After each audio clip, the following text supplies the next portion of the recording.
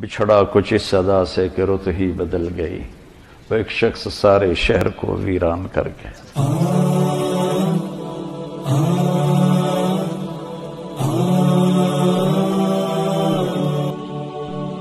خدا بندہ تیرا بندہ وہ دنیا چھوڑ آیا ہوں، بدن سے روح اور سانسوں کے رشتے توڑ آیا ہوں۔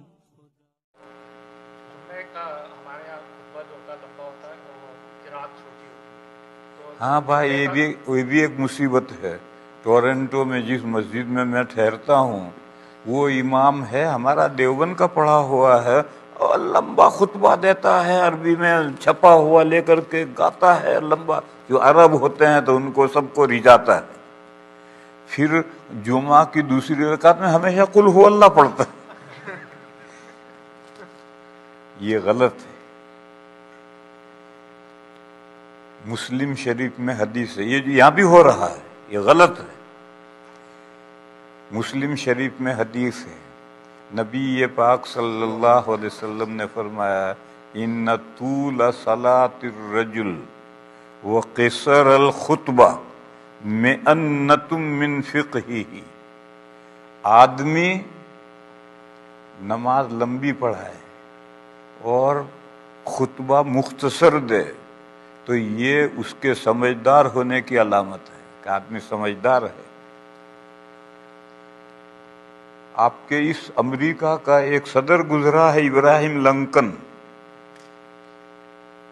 اس کا قصہ لکھا ہے، نامہ نگاروں نے، اخبار نویسوں نے اس سے پوچھا، وہ بڑا غضب کا اس کا حافظہ تھا، اور اسپیکر بھی بہت بہترین تقریر کرتا تھا۔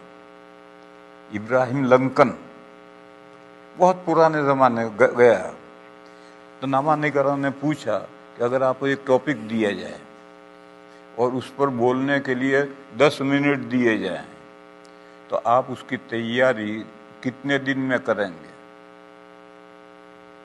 تو اس نے سوچا اور کہا ان 2 ویکس، 2 ہفتے میں اس کی تیاری کروں گا۔ تو نامہ نگاروں نے کہا کہ اگر اس پر گفتگو تقریر کرنے کے لیے، اسپیچ کے لیے آپ کو 20 منٹ دے دیے جائیں، 10 اور 10 20 منٹ دے دیے جائیں تو اس کی تیاری آپ کتنی دیر میں کریں گے؟ تو اس نے کہا ان 1 ویک، 1 ہفتے میں تیاری کر لوں۔ تو نامہ نگاروں نے پوچھا کہ اگر آپ کو اس ٹاپک پر بولنے کے لیے 30 منٹ دیے جائیں، 10 اور 10، 30 منٹ دیے جائیں اس موضوع پر بولنے کے لیے، تو آپ اس کی تیاری کتنے دن میں کریں گے؟ تو اس نے جواب دیا، اس کے لیے کسی تیاری کی ضرورت نہیں ہے مجھے، جب چاہو ایسی تقریر کروا لو۔ اس نے کہا مجھے اگر بولنے کے لیے 60 منٹ مل رہے ہیں تو مجھے تیاری کرنے کیا ضرورت ہے؟ ادھر سے کر کے موضوع سمجھا دوں گا۔ چھوٹ وقت میں بات پوری کہنا، اس کے لیے تیاری کرنی پڑتی ہے، اتنی آسانی سے نہیں ہے۔ تو حدیث شریف میں ہے آدمی خطبہ چھوٹا دے اور نماز اس سے لمبی پڑھائے تو یہ دلیل ہے کہ آدمی سمجھدار ہے، وہ ہفتے پر تیاری کر کے آ کے خطبہ دینے کے لیے آیا ہے۔ بس آج کل جو یہ رواج چل پڑا ہے کہ لمبا خطبہ، بھاشن، یہ ہندی لفظ ہے، لیکچر دے رہا ہے، اور نماز تو ستیہ ناش کر دیے۔ نماز مسنون پڑھاؤ، جو صورتیں مسنون ہیں وہ صورتیں پڑھو، یا اتنی مقدار کہیں سے بھی پڑھو، جتنی مسنون مقدار ہے اتنی مقدار قرآن کریم میں کہیں سے بھی پڑھاؤ۔ پھر اس کے بعد خطبے کے بارے میں تم جانو جیسا تمہیں دینا ہو، باقی نماز مسنون پڑھاؤ۔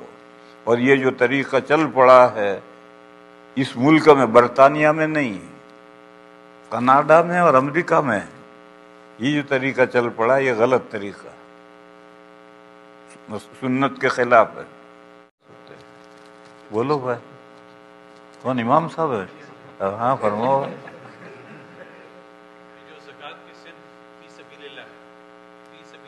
भाई देवबंद का फतवा ये है कि फी सबीलिल्लाह का मिस्दाक मुनक़तिउल गुज़ात है। शामी में, आप तो आलिम हैं, शामी में जहाँ मसारिफ का बयान आया है वहाँ 1.5 सफ़ा इस मौजू पर है।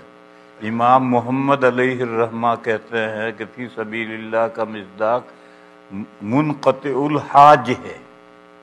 एक बंदा है, हज को जाना चाहता है, पैसे नहीं, तो उसको ज़कात दी जाए ताकि वो हज करे। ये इमाम मोहम्मद अलैहिर्रहमा की तफसीर है और इस पर फतवा नहीं है। दूसरा कौल इमाम अबू यूसुफ अलैहिर्रहमा का है कि इससे मुराद मुनक़तिउल गुज़ात, वो बंदे जो अल्लाह के रास्ते में दुश्मनों से लोहा लेना चाहते हैं और उनके पास में असबाब सामान जंग नहीं है, घोड़ा तीर तलवार नहीं है, बस अगर उसको कोई तलवार पैसे दे ज़कात के तो दे सकता है और उससे वो सामान असबाब जंग इकट्ठा करके ग़ज़वा करे। इमाम अबू यूसुफ अलैहिर्रहमा का कौल ये है और इस पर फतवा है। ये जो हमारे 2 बड़े हैं, इन 2 बड़े का तो ये कौल है, एक के कौल पर फतवा नहीं, एक के कौल पर फतवा है। फिर हमारे जो छोटे हैं, इन छोटों के तरह तरह के अक़वाल हैं।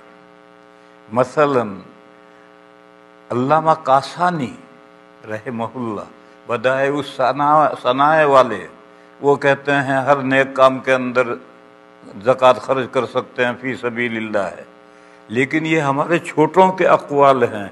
हमारे यहाँ फतवा हमारे बड़ों के कौल पर है। दारुल देवबंद का फतवा ये है कि फी सबीलिल्लाह आम नहीं है, वो मुनक़तिउल गुज़ात के लिए। अब बात, जो लोग मनमानी करना चाहते हैं तो बड़ों को छोड़कर छोटों के अक़वाल लेकर के फिर फी सबीलिल्लाह को आम करते हैं। देवबंद का फतवा ये नहीं। के वफादार है उलमाए देवबंद, इस्लाम के गमखान है उलमाए देवबंद। आका के वफादार है उलमाए देवबंद, इस्लाम के गमखान है उलमाए